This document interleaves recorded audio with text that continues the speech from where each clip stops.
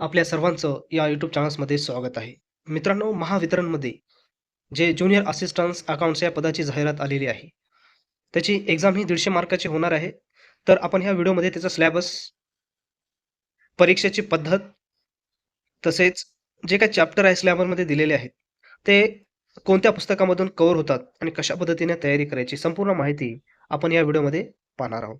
तर मित्रांनो, ह्या ठिकाणी कॉमर्स विद्यार्थ्यांसाठी ज्यांचं कॉमर्स आहे त्यांच्यासाठी सुवर्ण संधी आहे. कारण कॉमर्सवाल्या विद्यार्थ्यांचा 11वी आणि 12वीचा बेसिक हा पूर्णपणे परिपूर्ण असतो. त्याच्यामुळं त्यांना कोणत्याही प्रकारची अडचण येत नाही. तर त्यांच्यासाठी ही महावितरण म्हणजे गोल्डन चान्स असतो. तर आपण ह्या ठिकाणी पाहू टोटल जी काही एक्झाम होणार आहे, ती 150 मार्काची आहे आणि त्यापैकी सर्वात जास्त मोठा वाटा हे प्रोफेशनल नॉलेजचा आहे. म्हणजेच अकाउंटिंग ह्याच्यामध्ये वेगवेगळ्या प्रकारचे चॅप्टर आहेत, त्यांचा समावेश आहे आणि टोटल ही जी एक्झाम आहे 110 मार्काची. म्हणजेच 150 पैकी केवळ 110 मार्क हे फक्त प्रोफेशनल नॉलेज म्हणजेच अकाउंटिंग ह्या विषयालाच वेटेज आहे 110 मार्काचं. तर यामध्ये कोणकोणत्या प्रकारचे चॅप्टर येतात, ते आपण पाहूत या ठिकाणी. तर पहा, तुम्ही पाहू शकता या ठिकाणी कोणकोणत्या प्रकारचे चॅप्टर आहेत.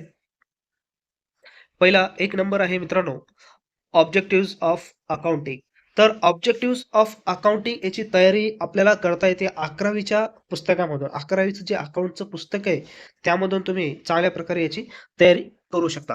त्यानंतर नंबर 2 आहे अकाउंट्स ऑफ सोल प्रोप्रायटर्स. याची देखील तयारी आपल्याला 11वी आणि 12वी या दोन्ही पुस्तकामधून करता येते. तसेच नेक्स्ट आहे अकाउंटिंग प्रॉब्लेम. आता अकाउंटिंगच्या जेवढे काही प्रॉब्लेम असतात, त्या सर्व प्रॉब्लेम्स आपल्याला बी-कॉमचं जे पुस्तक असते बी-कॉम्स त्याच्यामध्ये कॉस्ट अकाउंट असेल, कॉर्पोरेट अकाउंट असेल, याच्यामधून आपल्याला याची चांगल्या प्रकारे तयारी करता येईल. त्याच्यानंतर फायनान्शियल स्टेटमेंट. फायनान्शियल स्टेटमेंटमध्ये कॅश फ्लो स्टेटमेंट असते, वेगवेगळ्या प्रकारचे स्टेटमेंट असतात. तर याची तयारी तुम्हाला सुद्धा बी-कॉमचे जे काही बुक असते, कॉस्ट अकाउंट, कॉर्पोरेट अकाउंट यामधून तुम्ही चांगल्या प्रकारे तयारी करू शकता. पण ते समजणं महत्त्वाचं आहे, की फायनान्शियल स्टेटमेंट्समध्ये कोणकोणत्या प्रकारचे सब पॉइंट्स आहेत, ते आपल्याला व्यवस्थित समजून त्याची चांगल्या प्रकारे तयारी करता आली पाहिजे. हे मेन हेडिंग्स आहे मित्रांनो. यामध्ये अनेक उपप्रकार म्हणजे सब पॉइंट्स असतात. त्या सब पॉइंट्सची व्यवस्थित थिअरी आपल्याला चांगल्या प्रकारे करावी लागते. 11वी आणि 12वीचा विचार केला तर मोठमोठ्या प्रकारचे प्रॉब्लेम असतात आणि 11वी-12वीला अकाउंटिंगमध्ये प्रॉब्लेम विचारतात. परंतु ह्यामध्ये महावितरणमध्ये परीक्षेचं स्वरूप तुम्हाला माहितीच आहे, ऑब्जेक्टिव्ह टाइप्स आहे. त्याच्यामुळे थिअरी ही ह्याची अत्यंत महत्त्वाची असते. थिअरीचे नियम पाठ असणे महत्त्वाचे असते. त्यामुळे थिअरीच्या दृष्टिकोनातून तुम्हाला या ठिकाणी चांगल्या प्रकारे तयारी करायची आहे. नेक्स्ट आहे टेक्निक्स ऑफ ऑडिटिंग. आता ह्यामध्ये काय-काय असते, व्हाउचर टाइप असते, फ्लो स्टेटमेंट असते. वेगवेगळ्या प्रकारचे प्रॉब्लेम्स असतात. तर टेक्निक्स ऑफ ऑडिटिंग हे देखील आपल्याला या ठिकाणी सब्जेक्ट आहे. तसेच कॅश फ्लो स्टेटमेंट बी-कॉमच्या पुस्तकामध्ये तुम्हाला या ठिकाणी मिळून जाईल. तसेच accounting equations not for profit organisation याची देखील तुम्ही नफा न मिळवणाऱ्या संस्था, तर हे देखील तुम्ही 12वीच्या पुस्तकामधून चांगल्या प्रकारे तयारी करू शकता. तसं शेअर्स अँड डिबेंचर्स भाग आणि कर्जरोखे. तर हे आपल्याला 12वीचे सेक्रेटरी प्रॅक्टिस या पुस्तकामधून कव्हर होईल. तसेच त्याच्यानंतर प्रिन्सिपल ऑडिटिंग. ऑडिटिंगचे काही तत्व आहेत, ते तत्व तुम्हाला 11वीच्या बुकमध्ये मिळून जातील. त्यामधून तुम्ही चांगल्या प्रकारे तयारी करू शकता.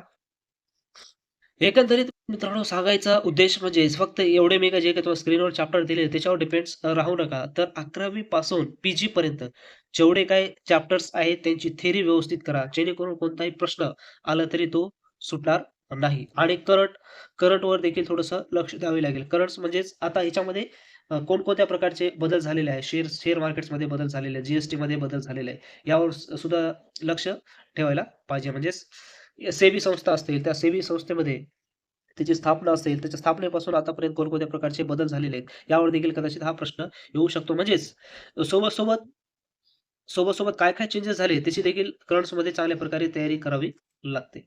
त्यानंतर मित्रांनो नंबर 2चा आपला विषय आहे रिझनिंग. रिझनिंग टोटल आहे 20 मार्काला. आता रिझनिंगचे तुम्ही ह्या ठिकाणी प्रश्न आपलं चॅप्टर बघू शकता कोणकोणत्या प्रकारचे आहेत. आणि ह्यामध्ये एक महत्त्वाची गोष्ट सांगायची म्हणजे विद्यार्थी मित्रांनो, ही जी एक्झाम आहे फक्त मराठी व्याकरण जर सोडलं तर बाकी टोटल प्रश्न इंग्लिशमधून येणार आहेत. म्हणजे आपली तयारी देखील इंग्रजीमधूनच असणे कंपल्सरी आहे. उदाहरणार्थ रिझनिंगचे प्रश्न आहेत तर मराठीत येणार नाहीत. कशामधून येतील? इंग्लिशमधून. म्हणून आपल्याला प्रॅक्टिस करत असताना त्या प्रश्नाचे सराव देखील आपल्याला इंग्लिशमधूनच करायचा आहे. तर पाहू शकता या ठिकाणी कोणकोणत्या प्रकारचे चॅप्टर्स आहेत त्याची आपल्याला चांगल्या प्रकारे तयारी करायची आहे.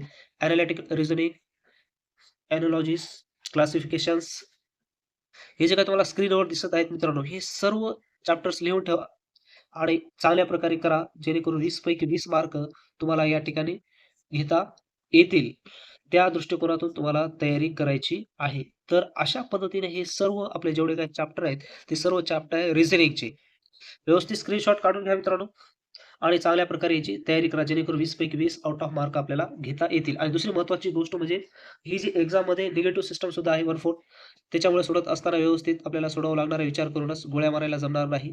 नेक्स्ट महत्त्वाचं आहे मित्रांनो क्वांटिटी एप्टिट्यूड. तर ज्यामध्ये आपण बीजगणित असं म्हणतो मराठीमध्ये. तर हे केवळ 10 मार्क अजून ह्याचा रेशो कमी केला आहे. रिझनिंग तर 20 मार्काला आहे, पण क्वांटिटी एप्टिट्यूड अजून 10 मार्क्स वेटेज कमी केलेलं आहे. म्हणजे फक्त केवळ 10च मार्काला आहे. तर पहा या ठिकाणी क्वांटिटी एप्टिट्यूडमध्ये कोणकोणत्या प्रकारचे चॅप्टर आहेत. एवढे चॅप्टर तुम्हाला या ठिकाणी केवळ आणि केवळ 10 मार्कासाठी कंप्लीट करायचे आहेत.